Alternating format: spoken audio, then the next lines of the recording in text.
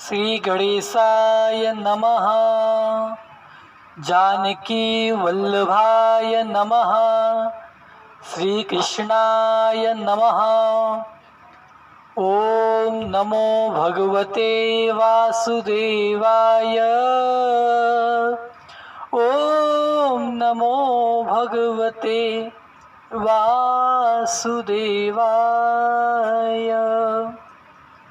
दर्शकों, भगवान की कथा असीम है, इसकी कोई परिमाप नहीं है। दर्शकों, हमारे यहाँ 4 युग होते हैं: सतयुग, त्रेता, द्वापर, कलयुग। ये 4 युग हमेशा रिपीट होते रहते हैं। ये हमेशा इनका समय बदलता रहता, कभी सतयुग आता है, कभी द्वापर, कभी त्रेता, कभी कलयुग। ये जो कथा है भगवान सत्यनारायण जी की, ये एक कलयुग की कथा है। तो दर्शकों, मैं आपको बताना चाहूँगा, जिस प्रकार हम कंपनी, फैक्ट्री, ऑफिस में जब जाते हैं तो अटेंडेंस लगाना पड़ता है, चाहे उंगली के माध्यम से, चाहे सिग्नेचर के माध्यम से, या अनेकों प्रकार की जो टेक्नोलॉजी आज के समय में है, तो वो अटेंडेंस लगता है। उस प्रकार हमारा, उसी प्रकार हम भगवान की कथा में बढ़ रहे हैं, भगवान सत्यनारायण की कथा में बढ़ रहे हैं, तो भगवान के चरणों में भी अटेंडेंस लगाना पड़ता है। अटेंडेंस कैसे लगेगा? भगवान के नाम का संकीर्तन से। कहा गया है गीता में कि कलौ केशव कीर्तनार्थ, भगवान कृष्ण की भक्ति, भगवान कृष्ण का भजन ही भगवान के मोक्ष का द्वार है। तो दर्शकों, भगवान के चरणों में हम एक बार 2 मिनट भगवान का भजन, भगवान के नाम का संकीर्तन करेंगे। मैं बोलूँगा, आप पीछे पीछे जरूर दोहराइएगा। इससे क्या होगा? आपका वाणी पवित्र, यदि आपकी वाणी पवित्र नहीं है तो वाणी पवित्र हो जाएगी, मन पवित्र हो जाएगा, चक्षु पवित्र हो जाएंगे, कान पवित्र हो जाएगा। मतलब आप तन मन अपने जो भी है सब पवित्र करके भगवान के चरणों में अर्पण करने जा रहे हो। तो मैं शुरू करता, आप पीछे पीछे जरूर दोहराइएगा, जितने भी श्रोतागण हैं। श्री कृष्ण गोविंद हरे मुरारे, हे नाथ नारायण वासुदेव। ये भगवान कृष्ण का अचूक नाम है। हम भगवान नारायण को याद करते हुए पुनः ओम नारायण नारायण श्रीमन नारायण नारायण नारायण। ओम नारायण नारायण श्रीमन नारायण नारायण नारायण। ओम नारायण नारायण श्रीमन नारायण नारायण नारायण। ओ लक्ष्मी नारायण नारायण नारायण लक्ष्मी नारायण नारायण।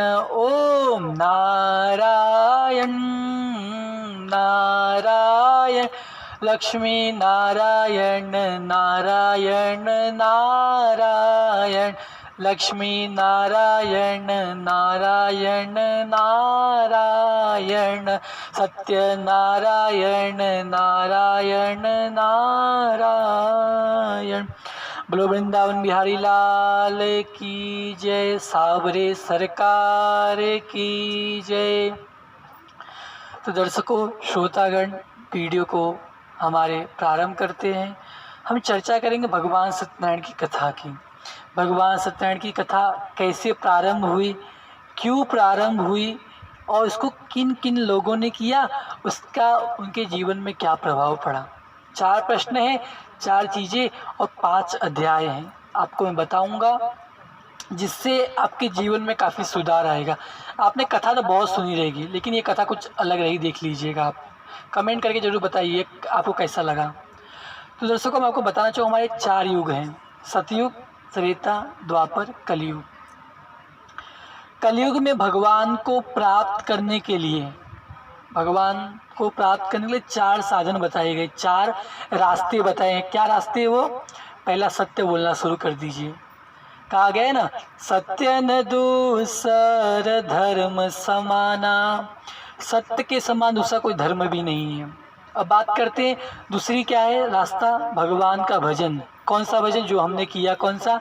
नारायण नारायण सत्य नारायण नारायण नारायण।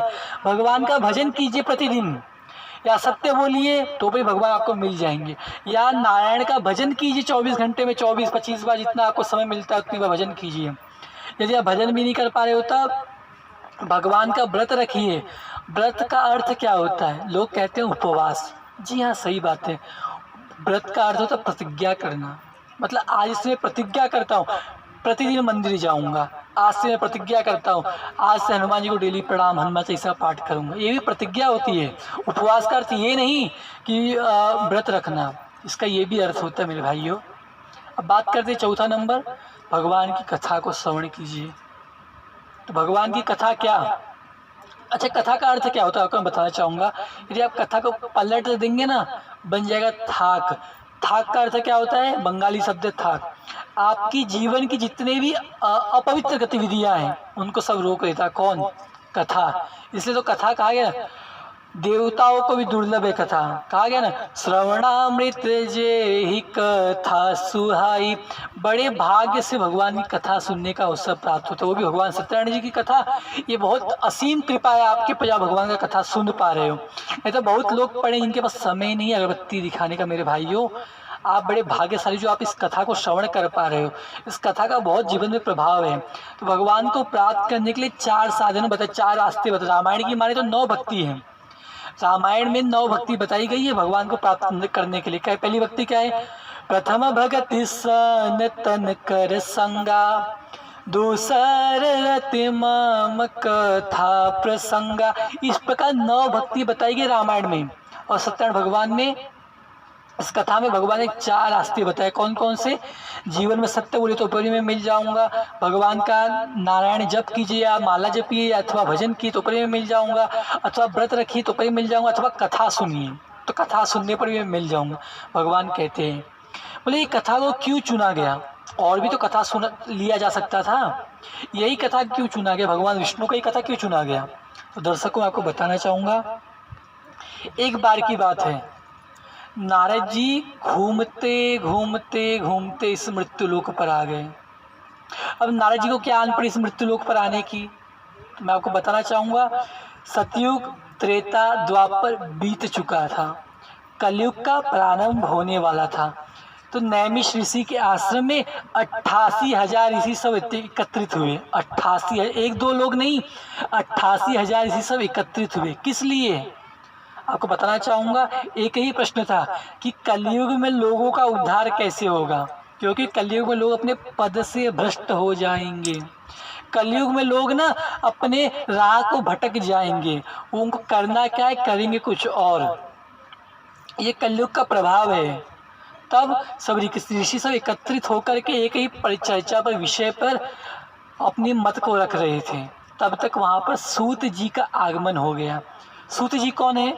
सूत जी वेद पुराण के बहुत बड़ी जानकार हैं, जिसको हम कहते हैं एक्सपर्ट। आज के समय में एक्सपर्ट हैं वो। किसके? वेद पुराण के। जैसे वो आए ना, सब ऋषि हाथ जोड़े खड़े हो गए। बोले प्रभु आप आइए, आपका ही तो इंतजार था। कहा गया यदि आप कहीं पर जाते हो ना, यदि आपको मान सम्मान से यदि एक गिलास पानी न मिले ना, तो कभी वहाँ पर मत जाइए। वहाँ पर सोने की ही बरसात क्यों ना होती हो, यदि आपका मान सम्मान अगर वहाँ पर न मिलता हो, कभी मत जाइए। जैसे सूत जी वहाँ पर गए ना, भगवान की कृपा से सब ऋषि सब हाथ जोड़े खड़े हो गए। सब सूत जी को बड़े विनम्र भाव से पूछ रहे हैं, प्रभु कोई उपाय, कोई पूजा, कोई व्रत बताइए, कलयुग में लोगों का उद्धार कैसे होगा? हमने अपना समय तो बिता लिया, लेकिन कलयुग में मनुष्य का उद्धार कैसे होगा? तब सूत जी आसन पर बढ़िया से बैठकर उन्होंने बताया कि एक बार यही प्रश्न नारद जी ने पूछा। किससे? भगवान विष्णु जी से। बोले नारद जी को क्या आन पड़ी कथा पूजन के बारे में पूछने के लिए? बोले नारद जी एक बार घूमते घूमते ना इस मृत्यु लोक पर आ गए। इसका नाम मृत्यु लोक है। संसार का नाम क्या है? मृत्यु लोक। क्यों? यहाँ पर सबकी मृत्यु होती है। कोई ऐसा व्यक्ति जिसकी मृत्यु ना हो, ऐसा कोई पेड़ ना हो, ऐसा कोई पहाड़ ना, ऐसा कोई पत्थर ना हो जिसकी मृत्यु ना हो। सबकी मृत्यु होती है यहाँ पर, इसलिए इसको कहा गया मृत्यु लोक। तब नारद जी देखे सब दुखी थे। कैसे? कोई तन दुखी, कोई मन दुखी, कोई धन बिन रहत उदास, थोड़े थोड़े सब दुखी, सुखी राम कर दास। संसार में सब दुखी थे, कोई अपने तन से, कोई बीमारी के चक्कर में दुखी था, कोई बाजू वाले को लेकर परेशान था, कोई कुछ न कुछ परेशानी को लेकर जरूर परेशान। लेकिन सुखी कौन था इस संसार में? जो भगवान का भजन, जो भगवान की कथा को सुनता था, वही सुखी था। नारद जी को बड़ा चिंता हो गई। तब एक बार कर तल कर बीड़ा, गावत हरि गुण परम प्रवीणा, क्षीर सिंधु गावने मुनि नाथा, जहाँ बसी श्री निवास श्रुति। भगवान नारद जी जो थे ना, वो भगवान नारायण के पास पहुंच गए, जाकर के सर ऐसा झुका कर बैठ गए। तो भगवान विष्णु ने पूछा, क्या बात है नारद जी, आपने सर झुका कर क्यों बैठे हो? बोले, जहाँ पर मैं गया तो वहाँ पर सबका हमेशा सर झुका ही रहता है, कुछ न कुछ के लिए कहीं न कहीं सर झुका ही रहते हैं। बोले, कहाँ चले गए थे? बोले, मृत्यु लोके जना सर्व नाना कलेश समन्विता। मृत्यु लोक में सब दुखी हैं। बोले, क्या चाहते हो, क्या देखा आपने? बोले, कहाँ से शुरू करूँ? बोले, संसार की बात बताइए। तो भगवान ने बताया, संसार में लोग कैसे होंगे। कैसे? स्वार्थ लाई करे सब प्रीति। संसार में लोग स्वार्थ से आपसे बात करेंगे, अन्यथा बात भी नहीं करेंगे। बोले, अच्छा ये हाल रहेगा, देखा आपने? बोले, हाँ। बोले, माता पिता क्या हाल है? तो बताया, अरे माता पिता बालक न पढ़ावे, उदर भरे सोई वृत्ति सीख। इस जमाने के जो माँ बाप है, कलयुगी माँ बाप, अपने बच्चों को ना सिर्फ अंग्रेजी विद्या सिखाएं, जिससे पेट भरा जा सके, जिससे सिर्फ पैसा आया जा सके। संस्कार नहीं सिखाएंगे कि बड़ों का सम्मान करना चाहिए, किसी को अपशब्द नहीं बोलना चाहिए, सब नहीं सिखाएंगे। क्या सिखाएंगे? बेटा पढ़ करके पैसा तुझे कमाना है, भगवान के पास नहीं जाना है। उनको ये रियलिटी वाली बात बताते ही नहीं, छुपा के रखते हैं कि बेटा तू इसमें खुशी रह, तू भगवान से कोई वास्ता ही मत रख। ये संसार के कलयुग की बात है। और बोले, गुरु लोग का क्या हाल रहेगा आज के समाज में? जाकर नख सीख जटा विशाला, सोई प्रसिद्ध तापस कल। जिसकी जटा बड़ी बड़ी होगी, जिसके नाखून बड़े बड़े होंगे, वही फेमस होगा। ध्यान दीजिएगा, इस कलयुग में वही फेमस होगा, ध्यान दीजिएगा। बोले, और बोले, संसार में सब एक दूसरे से ना मतलब से बात करेंगे। बोले, अच्छा ये सब जब भगवान को बताया नारद जी ने, तो भगवान बोले, क्या चाहते हो? बोले, कोई उपायम यत यान कृपया कथय प्रभु। कोई उपाय, कोई पूजा, कोई पाठ, कोई व्रत, कोई बताइए प्रभु, जिससे संसार का कल्याण होगा। तो भगवान विष्णु ने कहा कि आपका स्नेह ना संसार वालों को देखकर मैं एक उपाय बता रहा हूँ। कौन सा उपाय? तो भगवान ने बताया उपाय, क्या? सत्यनारायण व्रत। सत्यनारायण नाम का एक व्रत है, उसको आप ना फैलाइए, लोगों को बीच में प्रसार कीजिए इस चीज का, इससे मनुष्य का कल्याण हो जाए। बोले, इस पूजन को करने से फायदा क्या होगा? भगवान से नारद जी ने पहला प्रश्न यही किया, किम फलम किम विधानम च कृतम केनैव तद्व्रतम। इसको पूजन करने से फायदा क्या होगा? तो भगवान ने बताया, इसको करने से 7 प्रकार के फायदे होते हैं। 7 प्रकार के। कौन कौन से? दुख शोकादि समनम। दुख जो शरीर के अंदर होता है, टीबी, हैजा, मलेरिया बीमारी, आपको नहीं होंगे। मतलब इसका मतलब क्या? कथा सुनकर बीमारी नहीं होगी, छोटी मोटी सर्दी जुकाम ये सब होगा, बड़ी बीमारी नहीं होगी आपको। और दुख शोका आदि सब, आपके घर में ना किसी की अकाल मृत्यु नहीं होगी। अकाल मतलब क्या? जा रहे थे रास्ते में एक्सीडेंट हो गया, हाथ पर कट के, मतलब एकदम बेकार मृत्यु नहीं होगी, सहज मृत्यु अपने परिवार के बीच में होगी। और दुख शोकादि समनम, धन धान्य प्रवर्धनम, आपके घर में धन की कृपा होगी, धान्य बड़े अन्नपूर्णा की कृपा होगी। और सौभाग्य संपत्ति करम, बहन बेटियां सौभाग्यवती होगी और संतान युक्त होगी। और सर्वत्र विजय प्रदम, हर जगह विजय की प्राप्ति होगी। भगवान ने 7 वरदान बताया। और बोले, इसको करने को कब चाहिए, इसकी पूजन की विधि क्या है? तो भगवान ने बताया, ये पूजन आप कभी भी कर सकते हो, अस्मिन कस्मिन दिने, आप कभी भी किसी समय कर सकते हो। ये पूजन की ये खासियत है। बोले, और भगवान ने बताया ये पूजन में सामग्री क्या क्या लगती है। केले का मंडप हो, भगवान को आसन देकर बिठाइए, दूध दही घी सह शक्कर से भगवान को नहलाइए, भगवान को भोग वगैरह लगाइए, पंचामृत बनवा कर भगवान को स्नान कराइए। मतलब विभिन्न प्रकार के नानायुक्त सुगंधित द्रव्यों से भगवान का पूजन यथावत शक्ति आप जो कर सको आप कीजिए। तत्पश्चात भगवान का बैठ करके कथा श्रवण कीजिए। तो जीवन में क्या सच्चाई है, जीवन का सत्य क्या, संसार में आप आए क्यों हो, इस बात का ज्ञान हो। 5 अध्याय में यही चीज़ आपको समझना है। लीलावती कलावती को नहीं समझना है। लीलावती कलावती तो माध्यम थे इस कथा के, बनिया सब माध्यम थे इस कथा के। उन्होंने नींव रखे गई कि भगवान के चरणों से हमेशा अपना लगाव लगा के रखिए, क्योंकि इस संसार में ना आपका कोई सच्चा साथी तो मैं परमात्मा, इस संसार में यदि हम जिसको अपना समझते वो सच में हमारा कोई होता नहीं है। कहा गया ना, रिश्ते नाते प्यार वफा सब बातें हैं, बातों का क्या। रिश्ते नाते प्यार वफा सब बातें हैं, बातों का क्या। सब बातें ही तो है। सच बताओ कोई किसी साथ परमात्मा के अलावा, ये बात हमेशा याद रखिएगा। अब बात करते हैं इस पूजन की विधि आपने देख ली, और इस पूजन के लाभ क्या क्या होते हैं वो आपने देख लिया, और इस पूजन को किसने किया और इसकी मुख्य बेला क्या है, मुख्य तिथि क्या है। आप मुख्य तिथि है इसकी पूर्णिमा अथवा अमावस्या के दिन, आप एकादशी के दिन इस पूजन को मुख्य माना गया है।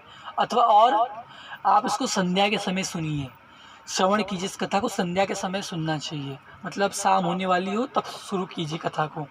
और इस पूजन को सर्वप्रथम किसने किया ये आपको अगले अध्याय में बताऊंगा। श्री स्कंद पुराण देवा श्री सत्यनारायण कथा प्रथम अध्याय